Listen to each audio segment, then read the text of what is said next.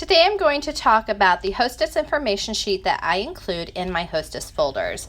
You see at the top, this is a Hostess information sheet, and I have the date the party is submitted, the 30 days date, the 75 days after the party date, and 12 months after the party date. This is to keep track of. These are good suggested times to follow up with your hostesses and just check in on them. This overall form is adapted from one that was made by Jennifer Pasalakis. She is, I think, an SED with 31, and she is an organizing guru. I highly suggest subscribing to her YouTube channel. She has tons of really cool ideas, but I started with her form and I changed it up a little bit to fit the way I run my parties.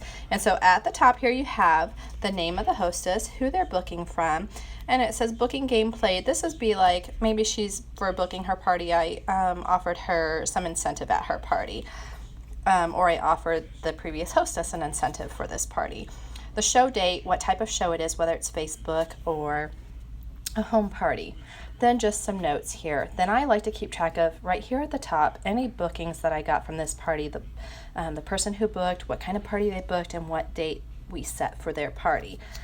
This is my checklist of activities to do as soon as this party is booked. I keep track. Did I give a hostess packet to her? I have date and method. So what date I gave her that packet, and method, maybe I gave it to her at the previous hostess's party, maybe I mailed it to her, maybe I dropped it off on her door. I like to do these things because they jog my memory to remind me that I really did do those things. Set up her online party. This is on my virtual office, and then set it, click the little box so that her party will show. Set up her Facebook party and invite her to the Facebook party. I usually, there's a pause there because I make some posts before I invite the hostess. Email your 31 party summary, and this is an email that I send out to my hostesses before their party and tells them all about their party, and I can do a separate video on that sometime.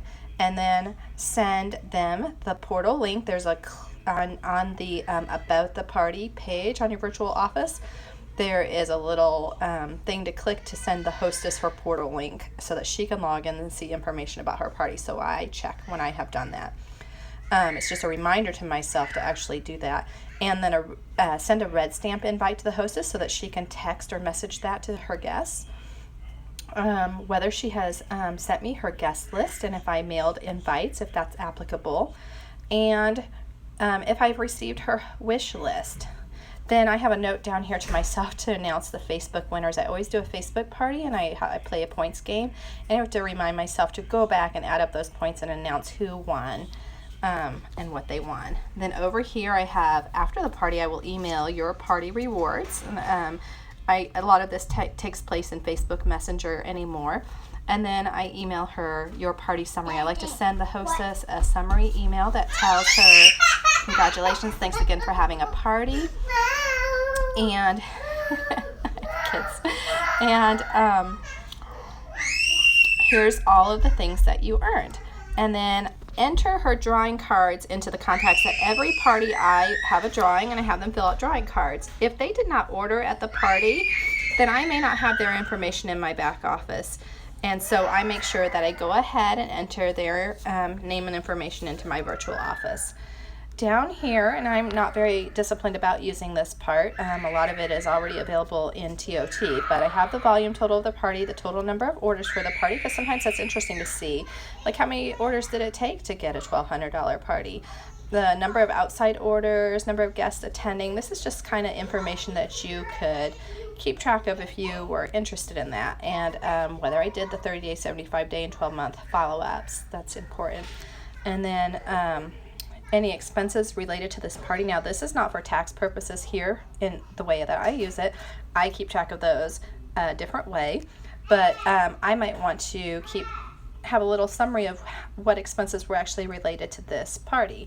And so that is the party information sheet, hostess information sheet. I do not always fill this out, but it is an awesome guideline to use. And I will say that I keep these folders with me at parties, so as soon as somebody says they will host a party, I write their name, on the folder, and then I go ahead and fill out this top section so that I have their information in their folder already started.